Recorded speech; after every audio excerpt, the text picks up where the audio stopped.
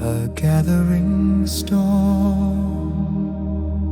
The horizon bled a roseate hue as dawn tiptoed in on the toes of gentle breezes. Yet the sea, uncharacteristically angry, roared its dissent at this tranquil arrival. Waves clawed at the sand like some great leviathan, rebelling against the constraints of nature. Amongst the tumult, a small schoolhouse stood, nestled atop the cliff's reluctant embrace. It was a humble building, its age betrayed by the peeling paint and salt-kissed windows, but it was steadfast, much like its solitary guardian. Inside, Mrs. Eleanor Whitmore, a teacher with silver-threaded hair and a heart full of stories, stood by the window. Her eyes were the color of the storm-darkened sea, and as she watched the fierce dance below, her thoughts were a silent prayer to the heavens. The children, her beloved flock, were safe within, their innocent hearts untouched by the fury unfolding beyond the brittle glass panes. Class, she said, turning with a serene grace that belied the chaos outside. Today we shall learn about resilience. The children, a melodious ensemble of soft giggles and excited whispers, gathered close. Some had never seen a storm like this, their eyes wide with a mixture of fear and wonder. Eleanor held the gaze of each child, grounding them, much like a lighthouse steadfast in the storm's eye. As the morning unfurled, the storm reached its crescendo. The windows rattled like ancient drums, the very air buzzing with the hum of electricity. Eleanor called the children to her, her voice a lighthouse lantern, cutting through darkened water. They sat in a circle, the storm a howling specter beyond their little bastion of warmth and shared courage. And there, amid the tremors of earth and sky, Eleanor began to sing.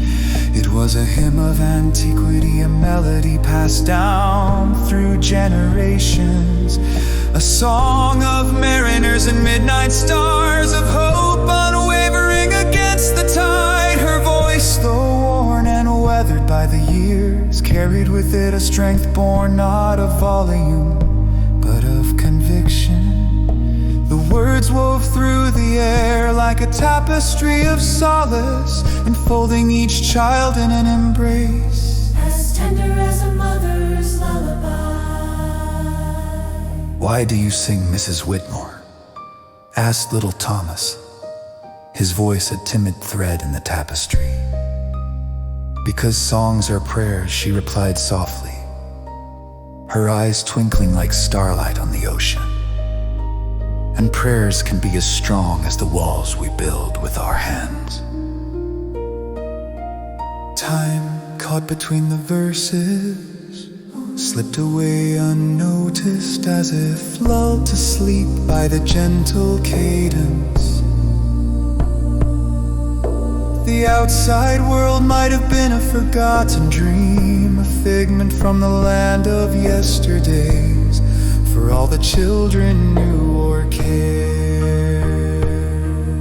In the wake of silence, And then,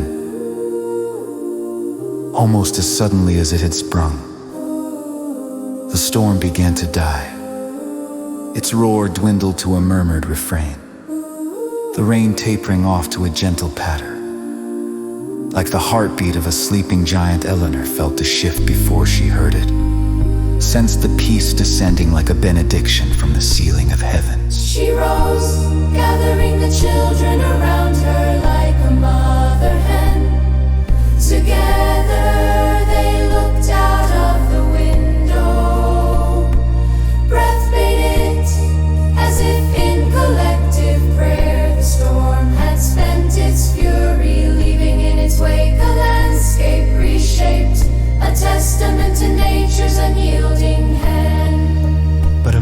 scattered branches and the tumbled stones, life emerged anew. A single beam of sunlight broke through the clouds, illuminating a world washed clean, as if the earth itself had been reborn, baptized by the storm's passage.